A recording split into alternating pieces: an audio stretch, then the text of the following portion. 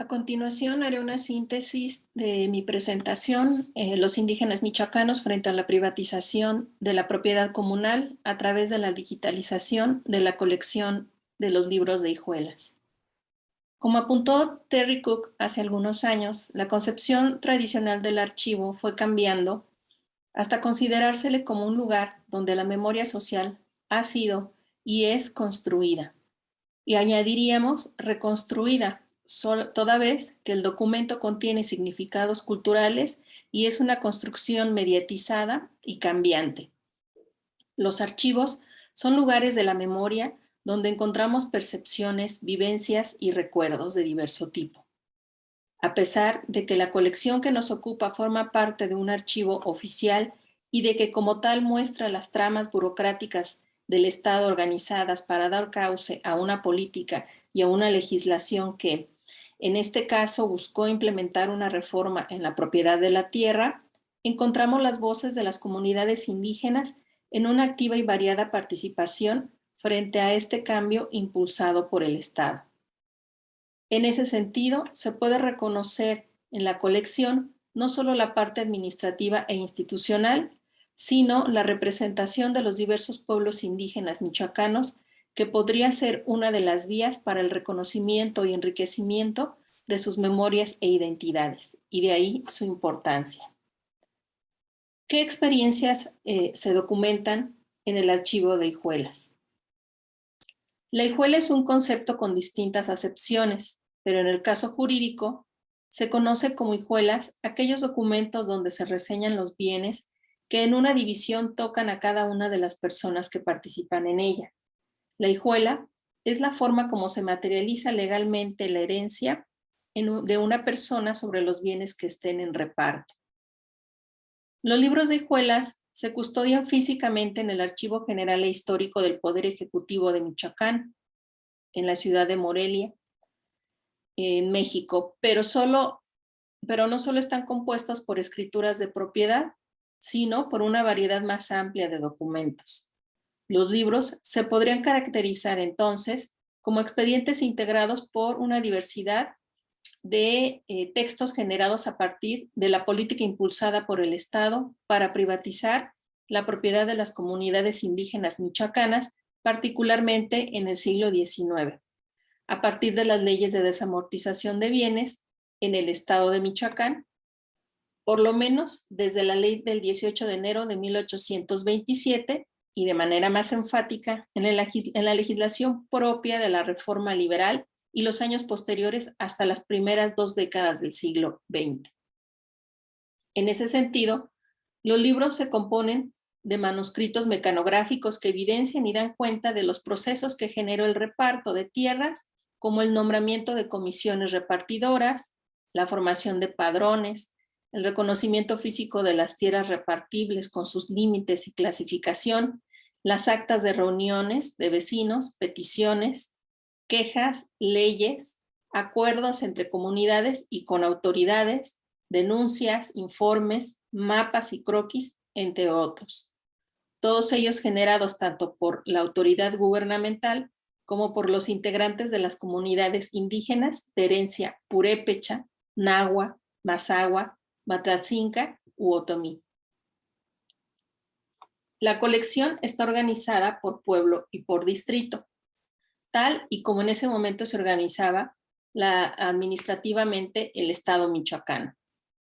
Como señalan Ana María Beltrán y Juan Pablo Micleto, actualmente es más notoria la revolución tecnológica en la que la generación de conocimientos y el procesamiento de información han alterado sustancialmente la forma en la que nos comunicamos.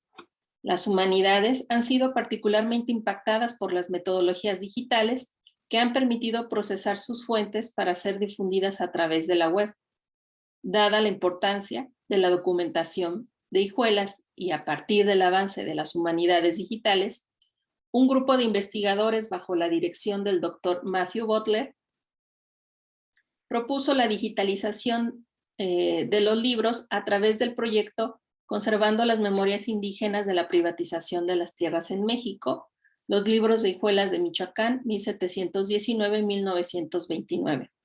que fue posible gracias a la colaboración multinacional de instituciones de México, Reino Unido y Estados Unidos, con la dirección del Instituto Lozano Long de Estudios Latinoamericanos, colección Benson,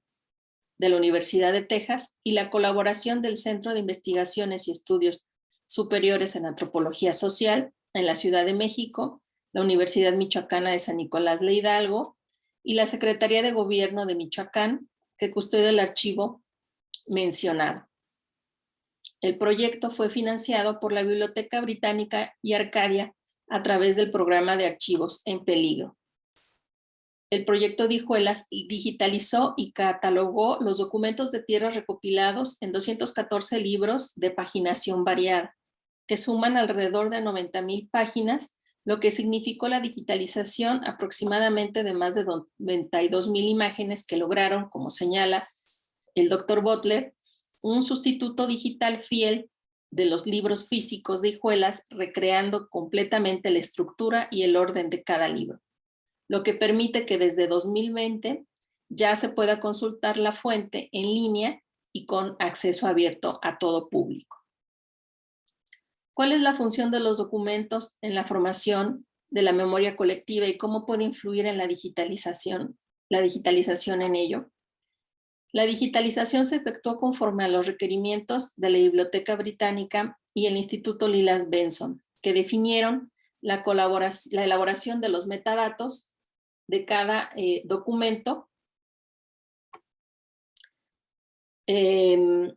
con información básica extraída del texto original, lo que permite estudiar las hijuelas de manera más sintética, ágil y sistemática, a diferencia del original en físico, lo que representa una de las grandes ventajas de la digitalización. A pesar de que este no es un archivo comunitario, en tanto que las comunidades no gestionan la documentación en sus propios términos, la consulta de su contenido puede incidir en el fortalecimiento de las comunidades. La digitalización pone los documentos al alcance de un público más amplio, donde las comunidades, los académicos indígenas y los activistas judiciales pueden acceder a la memoria histórica documental sobre uno de los recursos de mayor arraigo para las comunidades, la tierra. Los libros son útiles para estudiar las distintas experiencias de los pueblos indígenas con la privatización, pues ayudan a reconstruir con mayores elementos cómo han sido las luchas sociales de las comunidades por la defensa de sus recursos naturales, lo que en el presente se vuelve un factor importante para la recuperación del patrimonio natural y la memoria histórica y artística y documental de las poblaciones originarias.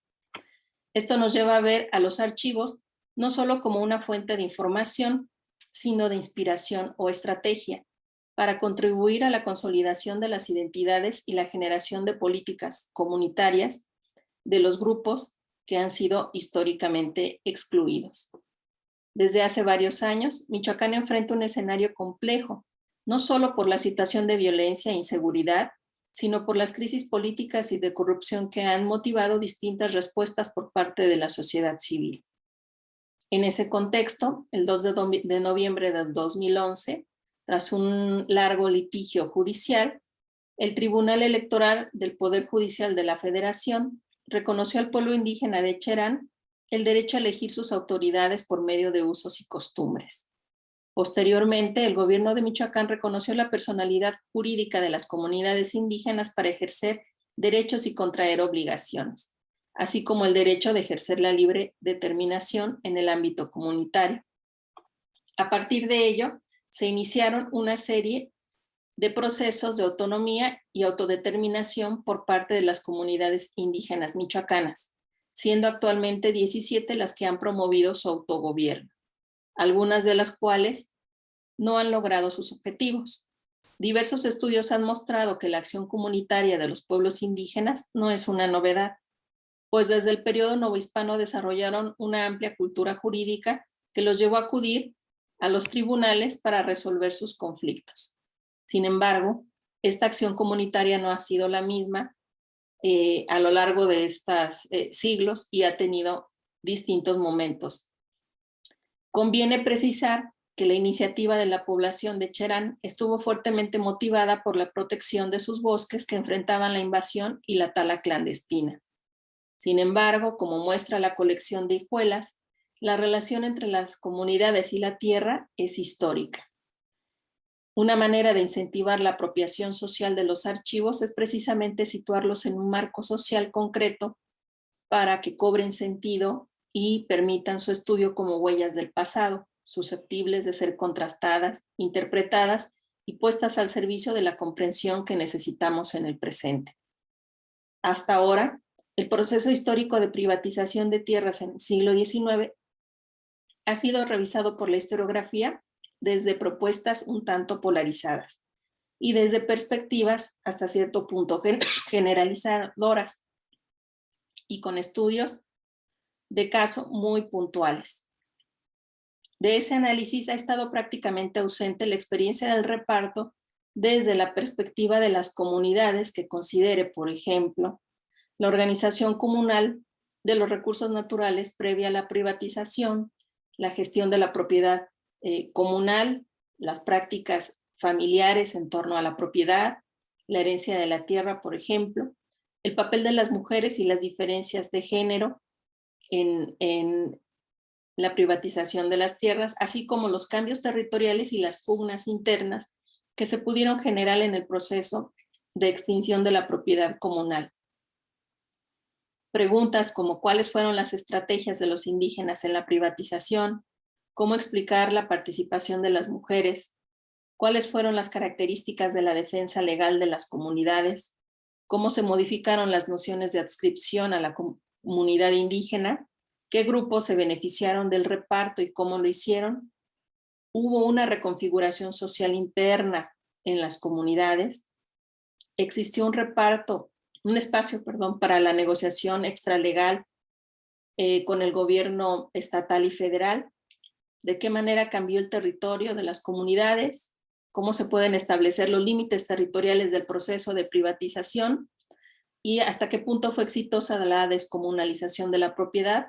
a partir de la formación de un proyecto de ciudadano, entre otras preguntas.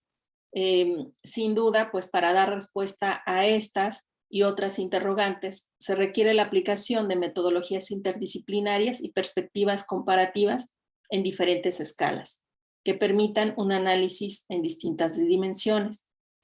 En ese sentido, la revisión de la documentación de hijuelas podría rescatar la experiencia histórica particular de cada comunidad, con sus ricos matices y esclarecer desde una dimensión procesal el conjunto de la participación de diversos grupos indígenas para enfrentar, negociar, favorecer, denunciar y contener los cambios en la administración de sus recursos, así como las acciones del gobierno y los particulares con respecto a sus tierras.